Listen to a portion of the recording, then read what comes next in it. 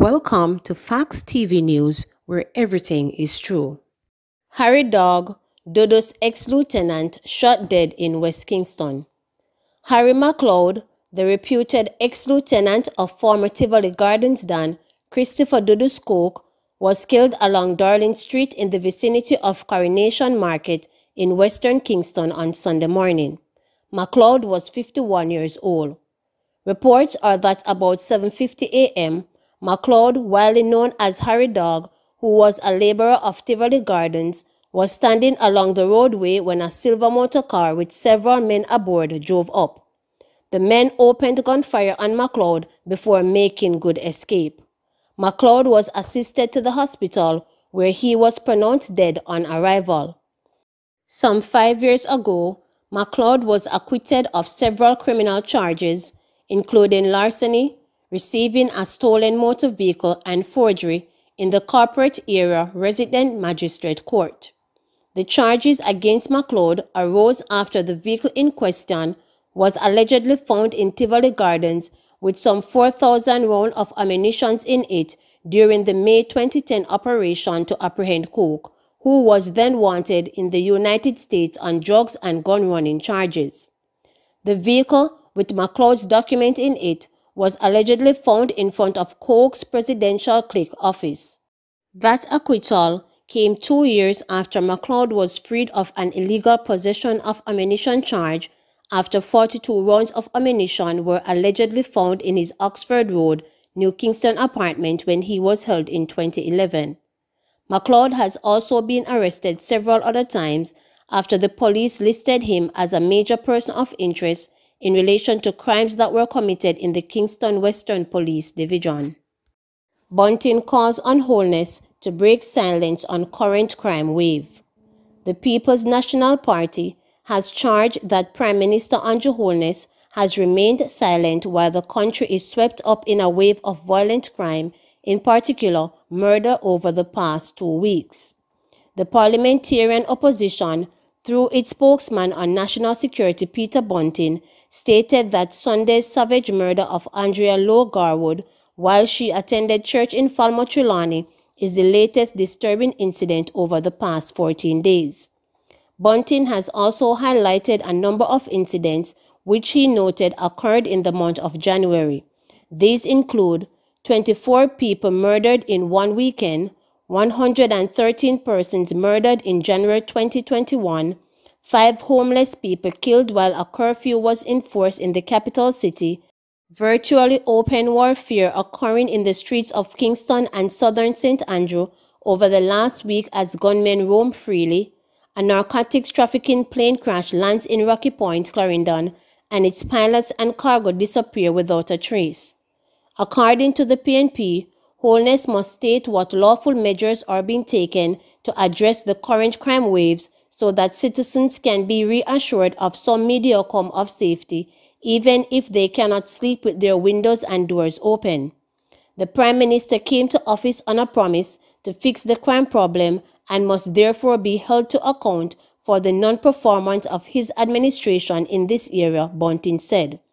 He said that despite the recent pace of violent crimes, January 2021 represents the same average number of murders as the typical month during the previous 2 years with state of emergency SOE in place. Bunting lamented that this unflattering statistics, combined with the fact that Jamaica now has the highest homicide rate in the entire Latin America and Caribbean region, provide evidence that the serial and routine use of SOEs as a crime-fighting measure has been a failure, in addition to be unconstitutional. 2.8 million armed robbery at bank in Maypen. Detectives from the Maypen Criminal Investigation Branch, CIB, are investigating the robbery of a People's Cooperative PC Bank on Garden Street in Maypen, Clarendon on Thursday. Reports are that 3 men entered the bank posing as customers. A firearm was then brandished, and the men forced their way through interior doors of the building into the vault, from where they took $2,855,000 in cash. The suspects also removed an undermined sum of money from 2 cash registers along with a cell phone. The men also relieved a security guard of a firearm. The robbers then escaped in a grey motor car. It was the second major robbery of a PC bank in central Jamaica in recent times, following a similar armed incident at the Old Harbour PC Bank in St. Catherine, approaching the end of the year holiday period in 2020, during which millions of dollars were also taken. The incident on Thursday also occurred relatively close to the location of the dreaded robbery and hostage-taken incident in Maypen some time ago, when heavily armed men robbed the proprietors of a supermarket and defied the effort of police personnel to stop their exploit on a Sunday morning. That incident was dramatically captured on video, which went viral on social media. At least one police officer was seriously injured in that encounter. He was shot multiple times, but has subsequently recovered and returned to active duties. Criminals in illegal cell site battery trade under police spotlight. Criminals seeking to fund their underground operations have been targeting cell phone sites, making away with batteries valued at millions of dollars and reselling the items sometimes for a very small amount, as little as a couple of $100 at various underground sites. Investigators reveal that criminal elements, in their bids to sell some of the items, have been using social media platforms to advertise the items. The police, as part of their clampdown on the illegal trade, has identified Riverton City, the home of the city dump in western St. Andrew, as one of the main locations where many of the illegal batteries are being stored. During an operation at the dump facility 5 days ago, the police recovered batteries valued at close to $10 million. No one was arrested during the raid, but the police believe the clampdown has somewhat damped the operations of criminal elements in the underground cell site battery sale industry. The police said the sale of the items is not illegal, but the trade also places the country at risk, as the removal of the batteries from the respective sites places members of the public in danger, and it cuts off the ability of members of the public to communicate during major power outages, when the batteries would provide power to keep the cell site operational. Mother-son living on streets now off CPFSA to assist them. The Child Protection and Family Services Agency, CPFSA, says it has made contact with an employed mother living on the streets with her 7-year-old son. The woman's plight was highlighted in the media reported last week. The CPFSA, in a statement on Sunday, said the woman advised them that she is currently off the streets, having been provided temporary accommodation. A meeting has been scheduled for early next week to discuss support for the family, as well as plans for the care and protection of the child, the agency added.